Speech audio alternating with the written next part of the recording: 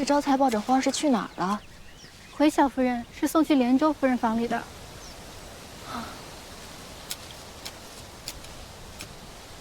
这连州现在对花草感兴趣了。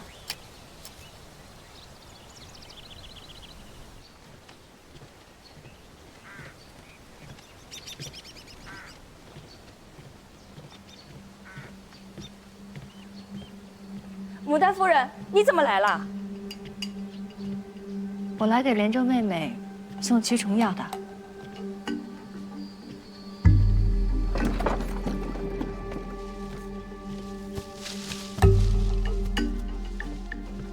见过小夫人。可不能这样移栽呀！来，牡丹盛放的时候啊，不可移栽。招财之前没有养过花吧？若像你这样强行把它挖出来，就算这花能撑过今年春日，明年也开不出花了。姐姐今日过来是有什么事儿吗？我这看着你养了凝烟子，便想着此花娇气，易招小虫，给你带了一瓶驱虫的药水来。多谢。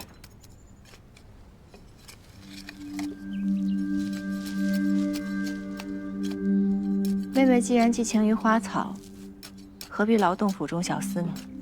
招财又不懂养花，为何不来找我？我本想养着玩儿，可不知其中有这么多门道。日后我还是作画弹琴吧，就不劳烦姐姐了。两位夫人叙话，招财先行退下了。去吧。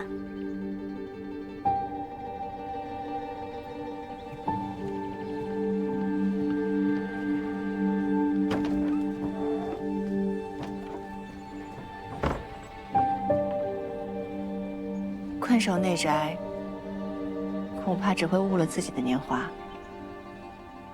我之前同你讲的，你可想明白了？要不要走出去，试试不一样的日子？你口中的日子，不是谁都能有幸过上的。我方才见着桌上的包裹，妹妹这是要出门啊？我想去开元寺小住2日，诵经祈福。开元寺，禅修清苦，怎么突然要去那里？我想和神仙去求一求我与蒋郎的缘分。姐姐大度，不会不让我去吧？自然不会。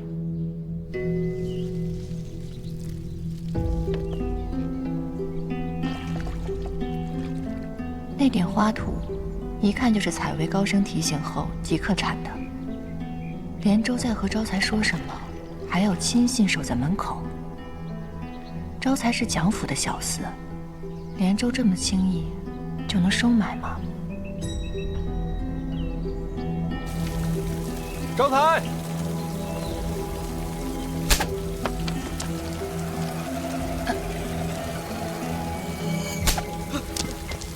郎君饶命！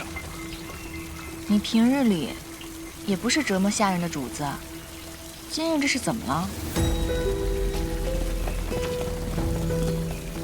你是跟这小厮有仇吗？你猜？蒋长阳在府中做戏，不单是想将纨绔的恶名传出去，只怕他身边一直都有旁人的眼睛。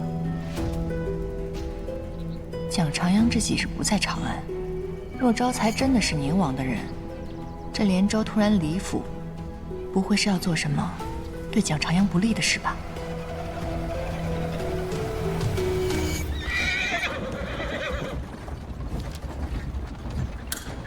我要去开元寺给母亲上香祈福，正好一起了。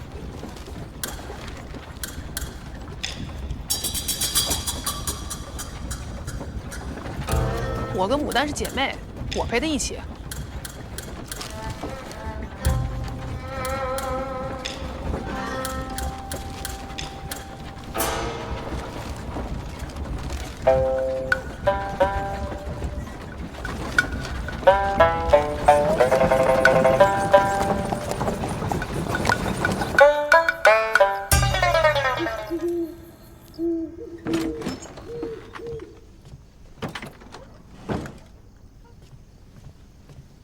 夫人，合适的厢房已经熄灯了。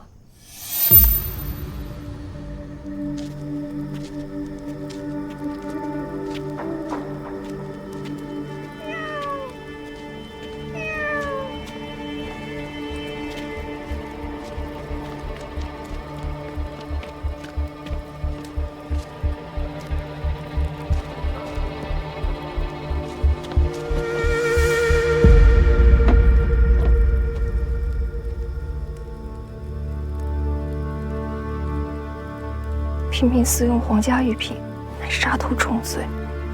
夫人一定要卖吗？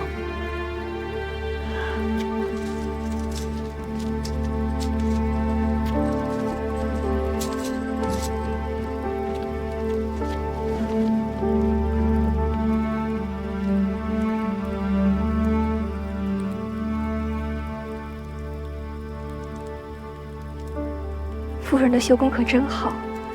这华莲衣长裙虽然旧了，却不减其美，上面的莲花像真的一般。当年我父亲开的绣庄，可是江南最大的一家，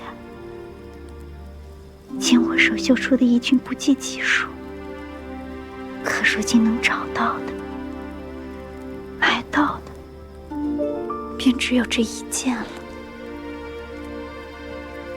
我从小便有一个心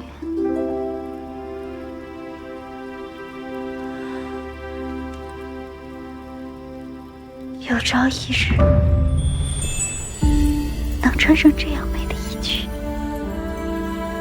哪怕是在黑暗无光的夜里，我只穿给自己看。可父母告诫我，商人不配着贵人服饰，直到父亲被贪官迫害，一夕间家破人亡，我都从未穿过如此华丽的衣裙。夫人能走到今日，当真不易。商人卑贱，无论生意做得多大，当官的一句话必会让一切灰飞烟灭。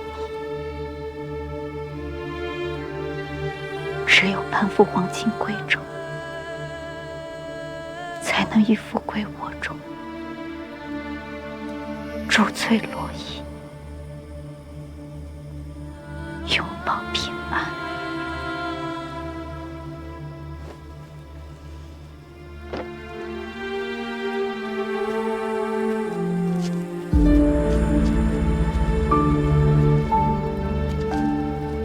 原来连州也是商户出身啊！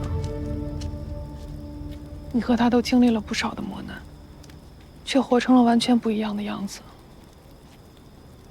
我们被家人呵护长大，可是他呢，家破人亡，一路以来的艰辛和苦楚，未必是我们可以懂的。想必连州在年少绝望时，并没有人给他选择的机会，让他可以用绣工为自己谋一条生路。贵人给了他一座锦绣牢笼，让他丰衣足食，高枕无忧。他自然以为，只有攀龙附凤，才能拥有安稳的人生。这么看来，可恨之人，确实都有可怜之处。这贵人穿旧了不用的衣裳，寻常百姓买了也是罪过。想必这些年，连州谨小慎微的算计度日也是怕了。就如同圣意，想要重新开始，又谈何容易？等他住得久一些，和我们越来越熟了，说不定慢慢就改变了。希望如此吧。今日之事，我们全当没有看到，不能让第三个人知晓。